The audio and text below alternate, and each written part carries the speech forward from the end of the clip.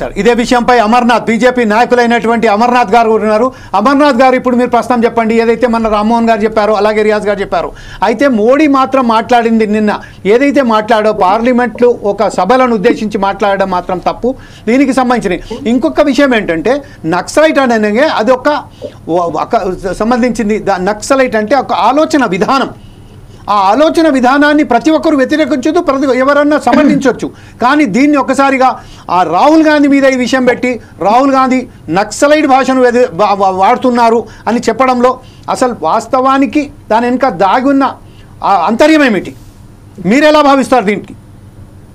మొదట మన ప్యానెల్లో మిత్రులకు మిగతా అందరికి మీ వ్యూవర్స్ అందరికి నమస్కారం అండి. ప్లీజ్. మీరు ఇందాక చెప్తూ కొంతమంది సపోర్ట్ చేస్తారు, కొంతమంది అది తప్పండి. నక్సలైట్ అనే పదాన్ని, నక్సలైట్ అనే ఆర్గనైజేషన్ ను Indian government who ever maybe in the power, అది కాంగ్రెస్ పార్టీ ఉంటుందా, పవర్ లో భాజపా ఉంటుందా అనే సంబంధం లేకుండా నిషేధిత ఆర్గనైజేషన్ కాదా ఫస్ట్ తేల్చాల్సిన అక్కర ఉన్నది. రియాజ్ గారు కావచ్చు, బండారు రామ్మోహన్ రావు గారు కావచ్చు, మిగతా మిత్రులు కావచ్చు. అది నిషేధిత ఆర్గనైజేషన్ అన్నప్పుడు ఆ పదమే నిషేధిత పదం. అది భారతదేశంలో నక్సలైట్ అంటే తీవ్రవాది. అది అందరికీ అర్థమైన విషయము. చిన్నప్పటి నుంచి అదే నేర్చుకుంటూ వస్తున్నాము. ఈ రోజు మళ్ళీ ఒక్క నిమిషం నేను ఇంటర్వ్యూ చేసుకోవచ్చు. ఒకటే నిమిషం. అంటే సిపిఐఎంఎల్ ఏదైతే ఉన్నారో, CPI communist party of India Marxist Leninist అనేది అయితే ఉన్నదో, మార్క్సిస్ట్ లెనిస్ట్ అనేది సంబంధించింది. ఇప్పుడు మనం డెమోక్రసీ చూద్దాము, లేకుంటే లింపియా గ్రూప్ చూద్దాం, ఇంకా ఇతరత్ర ఎవరైతే ఉన్నారో చాలా గ్రూప్స్ ఉన్నాయి దీంట్లో. అందరూ కొంతమంది అడవులలో పనిచేస్తున్నారు, కొన్ని అర్బన్లో కూడా పనిచేస్తున్నారు.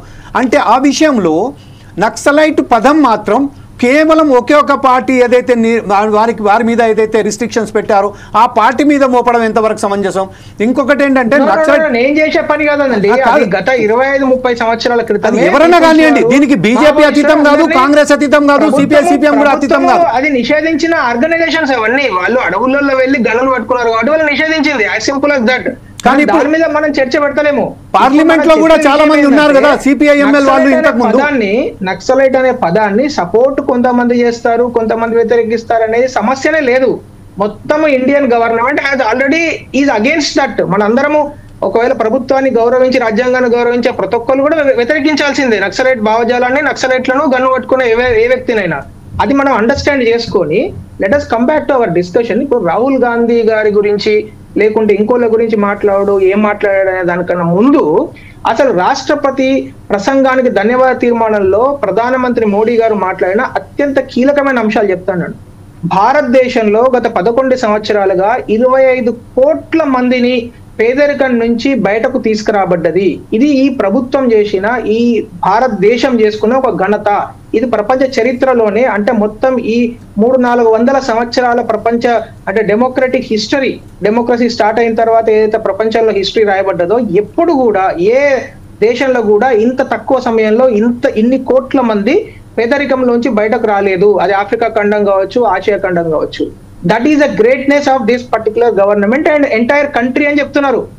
ఈ రోజు ఎంఎస్ఎంఈ ఆయన కాంట్రిబ్యూషన్, అది రాహుల్ గాంధీ గారు మాట్లాడుతూ మ్యానుఫ్యాక్చరింగ్ కాంట్రిబ్యూషన్, ఆయన ఎన్ని అబద్ధాలు మాట్లాడారంటే, ఇప్పుడు రాజ్యాంగం మీద నమ్మకం ఉన్న ఏ వ్యక్తి కూడా, ప్రజాస్వామ్యాన్ని నమ్మిన ఏ వ్యక్తి కూడా అంత పెద్ద పొజిషన్ లో ఉండి ఆయన మాటను కోట్ల మంది చూసి గౌరవిస్తారు, ఇన్స్పైర్ అవుతారు, స్ఫూర్తి పొందుతారు అనే అవగాహన ఉన్న ఏ వ్యక్తి కూడా మాట్లాడకూడని ఘోరమైన తప్పులు మాట్లాడాడు. ఇప్పుడు మీరు ఒక ప్రభుత్వం నడుస్తున్నారు సార్. ఇప్పుడు ఇవాళ కాంగ్రెస్ పార్టీ ఉంది తెలంగాణలో. కాంగ్రెస్ పార్టీ ఈ రోజు తెలంగాణలో మా బడ్జెట్ 2,90,000 కోట్లు అని చెప్పింది అనుకోండి.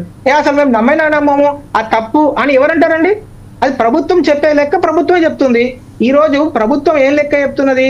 ఎంఎస్ఎంఈ యొక్క కాంట్రిబ్యూషన్ జీడిపిలో 17% ఉంది అంటే ఆయన ఎక్కడి నుంచో తీసుకొచ్చి 12% ఉన్నది అంటే దాని మీద ఆర్గ్యుమెంట్ ఏముంటది?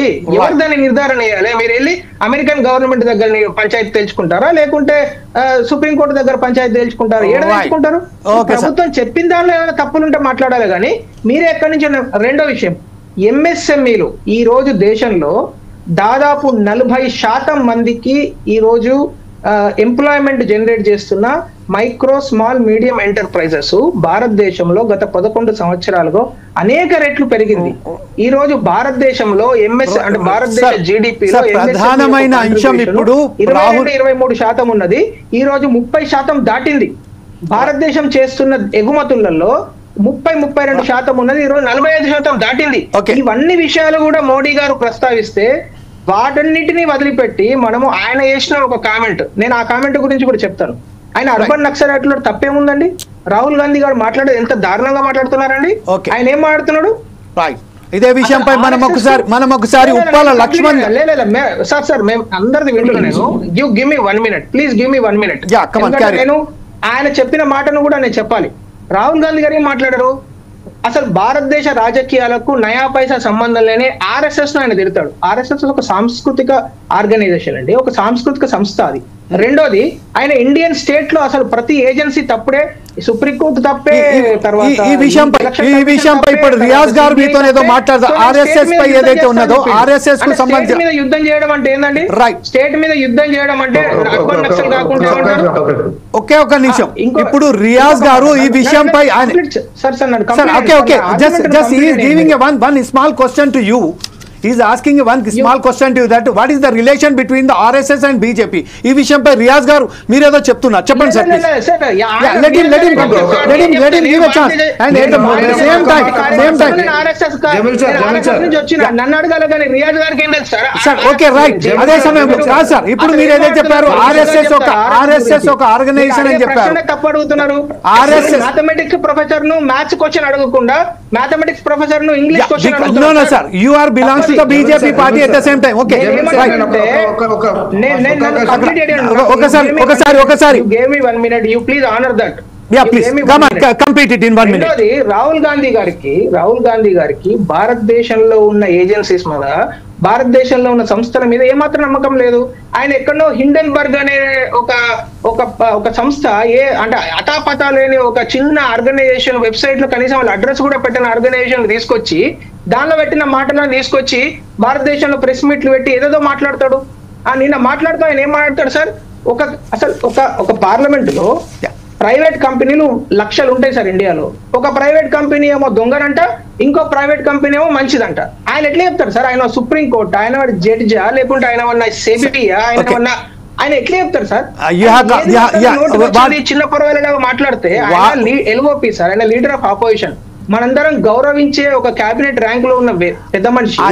ఆయనకు నోటుకొచ్చిన మాట, నోటుకొచ్చిన విషయం మాట్లాడుతూ ఉంటే అర్బన్ నక్సల్ అనుకుంటే ఇంకేమంటారు? ఓకే సరే సార్, ఇప్పుడు ఏదైతే మీరు 1 minute అడిగారో ఆ 1 minute పూర్తయిపోయింది. ఇప్పుడు మన ఎవరైతే ఉన్నారో మన నాగేష్ గారు ఏదో మాట్లాడబోతున్నారు. నాగేష్ గారు మీరు చెప్పండి, ప్రస్తుతం ఏదైతే ఉన్నారో